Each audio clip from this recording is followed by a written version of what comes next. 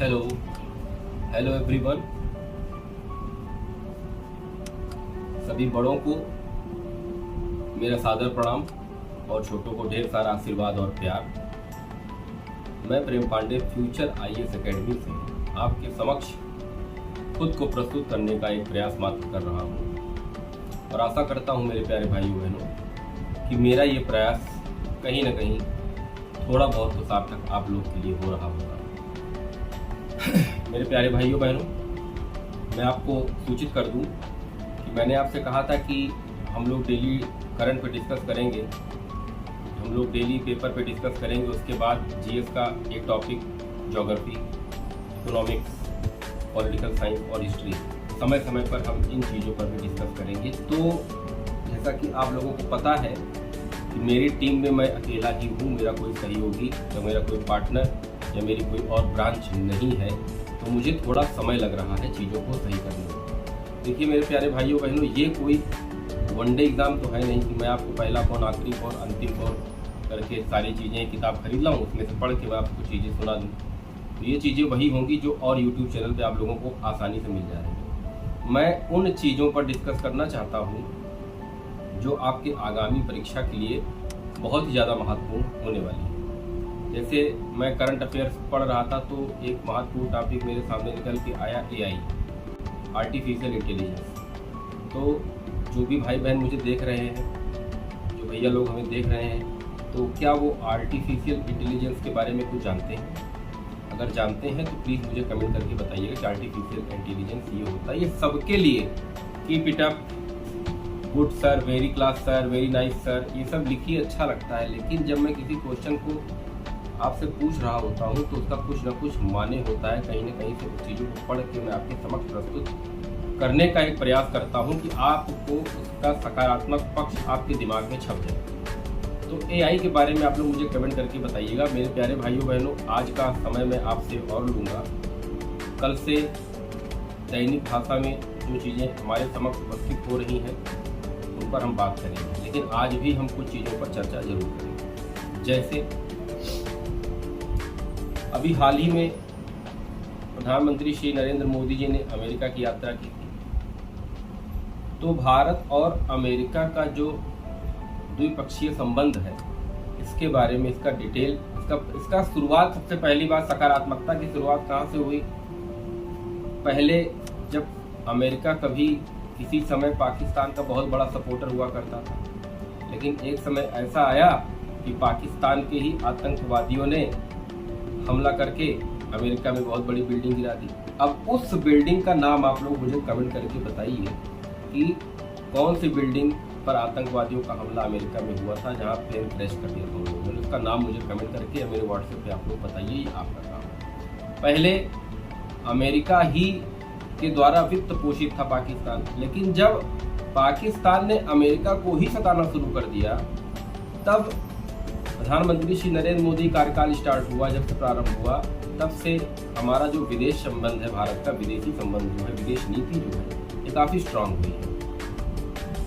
मैं किसी पर्टिकुलर किसी पार्टी का मैं प्रमोट करने के लिए यहाँ नहीं आया हूँ, ना ही मैं भाजपा का आदमी हूँ, ना ही सपा का, ना ही मैं बसपा का, ना ही मैं कांग्रेस का। इसके समय में क्या चीज़ें गठित हुई हैं, मैं इसके बारे में आप लोगों से बात करना चाहता हूँ और कर रहा हूँ, क्योंकि एक प्रशासक को कभी किसी एक पक्ष पर चर्चा नहीं करनी चाहिए। जो प्रशासक होता है वो किसी एक व्यक्ति का सहयोगी नहीं हो सकता है। जैसे मान लीजिए कांग्रेस की सरकार है, ये मंत्री हैं, आपको उनका पीए बना दिया गया, और आप भाजपा की सरकार आई तो आप तब भी कांग्रेस के ही व्यक्ति का सपोर्ट कर रहे हैं। आप प्रशासक हैं, आप सरकारी नौकर हैं, आप सरकार के नौकर हैं, आप जनता के नौकर हैं, तो आपको जनता द्वारा चुने गए प्रतिनिधि कोई भी हो, सबको आपको स्वीकार करना पड़ेगा। ये मेंटेलिटी आप अभी से बना लें। किसी पार्टी, कोई पार्टी, चाहे वो कांग्रेस हो, चाहे वो भाजपा हो या बसपा हो, उसका आप आंतरिक या खुलकर उसके बारे में कोई बातें नहीं कर सकते। आप केवल नीतियां बना सकते हैं सकारात्मकता की तरफ देश को ले जाने के लिए, बाकी आप अलग से कुछ अपने मन से नहीं कर सकते, क्योंकि जनतंत्र है, संविधान सर्वोच्च है। तो ये एक प्रश्न हो गया कि भारत ने हाल ही में अमेरिका और भारत की काफ़ी अच्छी दोस्ती आप देखने को मिल रही है आपको। तो क्या क्या समझौते भारत और अमेरिका के बीच में हुए हैं, इस उसके द्विपक्षीय समझौतों के बारे में आप लोग चर्चा कीजिए। दूसरा, वहाँ से लौट के आए हमारे प्रधानमंत्री श्री नरेंद्र मोदी जी, तो हाल ही में फिर उन्होंने फ्रांस की यात्रा की थी।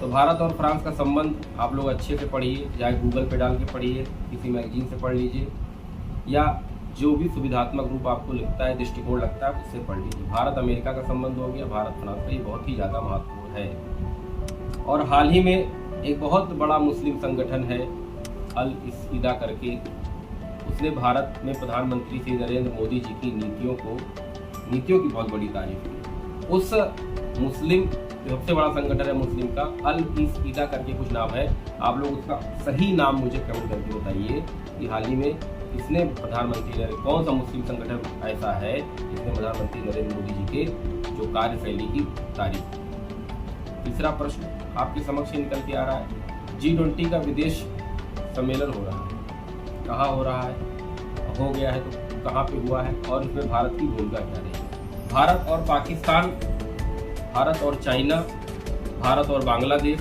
भारत और नेपाल, भारत और रूस, ये सारे देश जो मैं बोल रहा हूँ इनसे संबंधित जितने भी पक्षीय समझौते हैं, द्विपक्षीय समझौते, इनके बारे में, भारत और संयुक्त अरब अमीरात, इस देश के बारे में जो भी अच्छी समझौता हम लोग के देश में हुआ है, क्या समझौता हुआ है, क्या नीतियाँ हैं इनकी, इसके बारे में आप लोग मुझे, इतने देशों को मैंने बता दिया। इसको आप लोग डिटेल जब पढ़ेंगे तो 4-5 घंटे 6 घंटे लग जाएंगे। मेरे प्यारे भाइयों बहनों, मैं आपको कल से प्रॉपर चीज़ें एज ए इंडेक्स में आपको प्रोवाइड करा पाऊंगा, क्योंकि मैं कल भी कोई भी अंक नहीं बना पाया था, क्योंकि आप विश्वास नहीं मानेंगे, पूरा दिन मुझे चीज़ों को सेपरेट करने में, अलग से लिखने में लग गया, अलग अलग चीज़ों को देखने में, फिर पुस्तकों का अध्ययन करने में। तो मैं आपको गलत चीज़ कभी नहीं बताऊँगा आगे। और सफलता का कोई शॉर्टकट नहीं है, कोई पुस्तक ऐसी नहीं बनी जिसको पढ़कर भी लक्ष्य तक पहुँचे।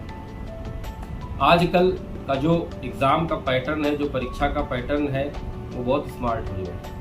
अब वो चीज़ों को बेसिक से उठा के करंट से जोड़ देता है, कभी कभी करंट की चीज़ों को उठा के बेसिक से पूछ लेता है। कभी कभी करंट में कोई मुद्दा उठ गया है तो उसका बेस पूछ लेगा, कोई मुद्दा बेस का है, उस करंट उसका आ गया तो उसको करंट से जोड़ के पूछेगा। तो करंट और बेस को रिलेट करके पढ़ने का प्रयास कीजिए। इतिहास हो, भूगोल हो, विज्ञान हो, अर्थशास्त्र हो, राज्य व्यवस्था हो, या फिर समसामयिकी घटनाक्रम हो, उसको आप लोग बेस से जोड़ने का प्रयास करिए, और बेस को हमेशा करंट से जोड़ने का प्रयास करिए। मेरे प्यारे भाइयों बहनों, कल से जो अंक होगा शायद वो कुछ बड़ा होगा, वो वीडियो कुछ लंबी बड़ी होगी, क्योंकि इसमें बहुत सारी चीज़ों पर हम लोग बात करेंगे। मैं एक अपने नोट्स में जो चीज़ें लिखूंगा वो आपके समक्ष में बात करूंगा, और उससे संबंधित प्रश्न आपसे पूछूंगा, और जो उसके उत्तर होंगे उसको नेक्स्ट वीडियो में मैं आपको बताऊंगा। मेरे प्यारे भाइयों बहनों, इस लक्ष्य की लड़ाई में आपका सहयोग देने के लिए स्वयं आप ही हैं। स्वयं आप ही अपने आप में पर्याप्त है। इस चीज़ को आप आज नहीं तो कल मानेंगे, लेकिन मान लीजिए कि आप अपने लक्ष्य की लड़ाई में हमेशा अकेले हैं, और कोई भी युद्ध किसी के साथ अगर लड़ना है तो किसी के साथ की आवश्यकता नहीं होती है। मेरे प्यारे भाइयों बहनों, उस युद्ध में स्वयं से जब आप उतर जाएंगे, पूरे तन मन और धन के साथ उतर जाएंगे, तो उस युद्ध को आप आसानी से जीत लेंगे। मेरा कहने का मतलब ये है कि किसी के भरोसे मत रहिए।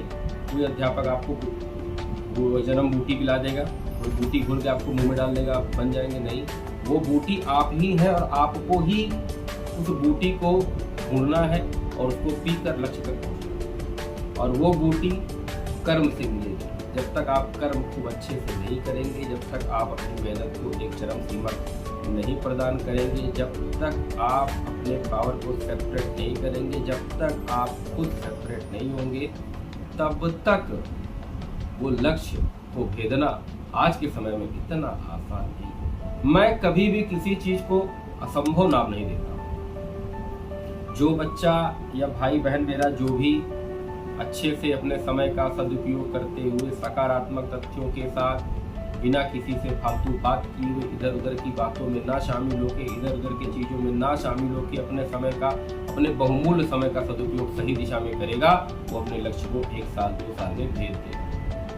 और अगर किसी कारणवश किसी परीक्षा में हमको असफलता का मुंह देखना पड़ता है, तो मैं ये कतई नहीं कहूँगा कि आपने मेहनत नहीं की। आपने मेहनत की, आपने अपना 100% दिया, लेकिन मेरे प्यारे भाइयों बहनों, वो 100% आपने उस दिशा में नहीं दिया जिस दिशा में आपका लक्ष्य था।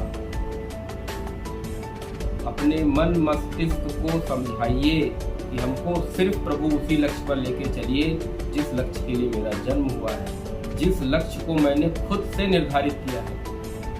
मेरे प्यारे भाइयों बहनों, आप मेहनत करेंगे, आपकी मेहनत रंग लाएगी, लेकिन वो प्रयास सही दिशा में होगा तब। अगर हम 1 किलोमीटर की दूरी पर कोई लक्ष्य है और उसको हम 6 किलोमीटर राउंड से जाके उस लक्ष्य को पा रहे हैं, तो हमको उस लक्ष्य को मिला तो वो लक्ष्य हमको जरूर, लेकिन 6 किलोमीटर चलने में हमको 1 किलोमीटर चलने की अपेक्षा 6 किलोमीटर चलने में समय ज्यादा लग गया।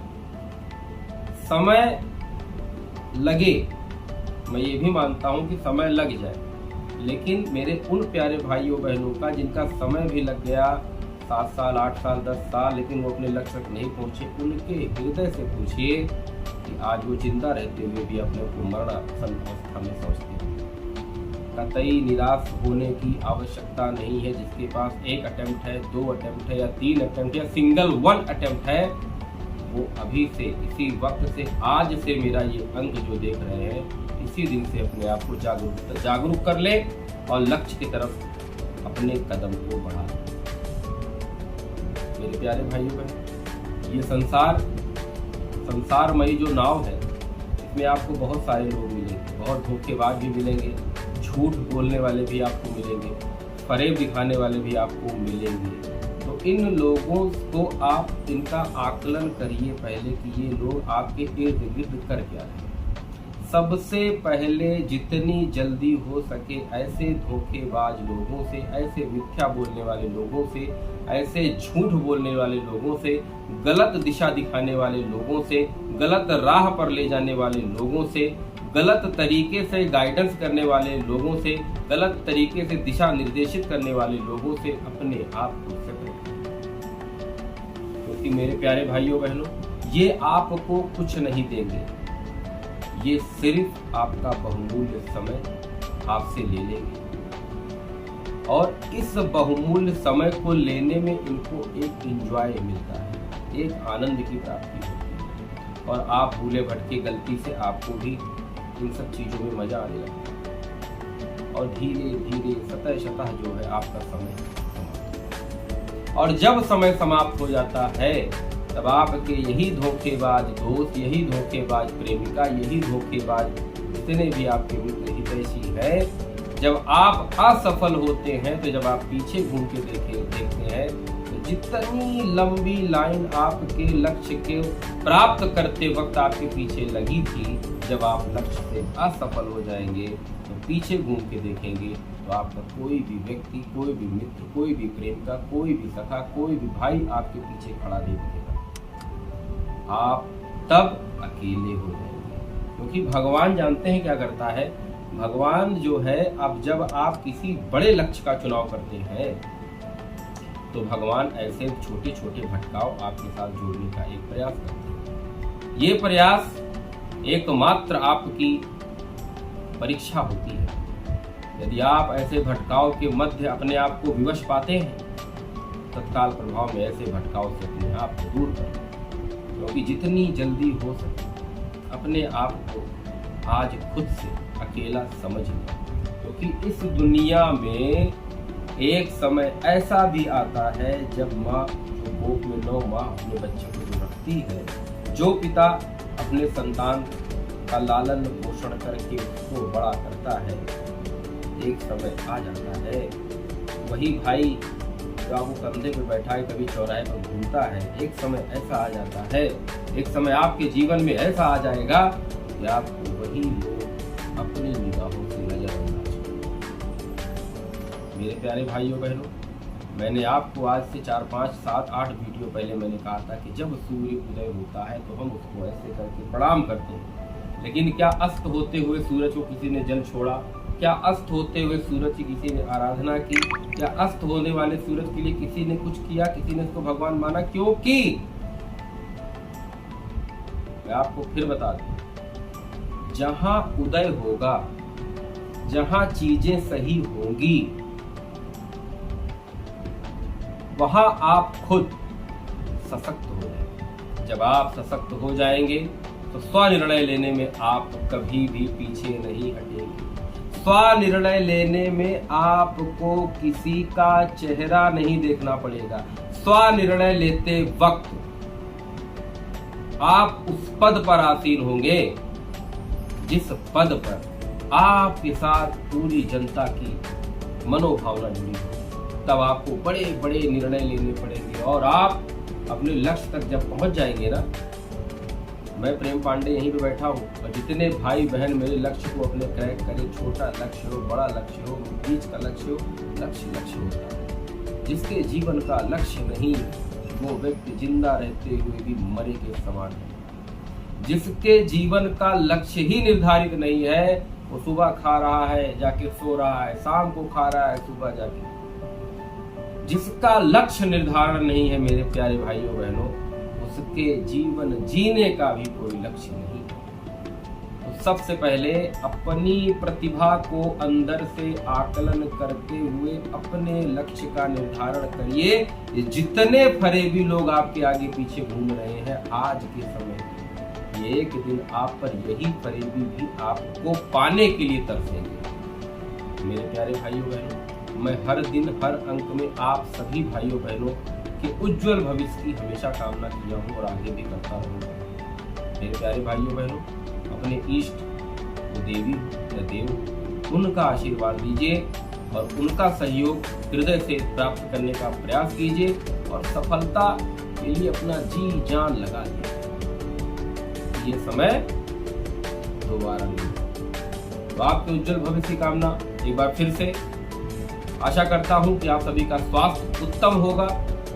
आप सभी लोग अपनी जीवन शैली में बहुत ही स्वर्णात्मक बदलाव कर चुके होंगे। सभी भाई बहन मेरे एनसीईआरटी लेकर मैदान में उतर गए होंगे, लक्ष्मीकांत ले लिए होंगे और सादे पेची कापी कलम सब लेके मेरे जितने आज क्वेश्चन मैंने आपसे पूछे उसका उत्तर मुझे 1 से 2 दिन में मेरे व्हाट्सएप पे या यूट्यूब के कमेंट पे नीचे सेक्शन में लिख के मुझे बताया। तो मेरे प्यारे भाइयों बहनों, आज का ये अंक, आज का ये वीडियो एक संदेश है जो भारत के प्रत्येक उस परीक्षार्थी, उस सफलता की तरफ बढ़ने वाले हर एक नागरिक के लिए है।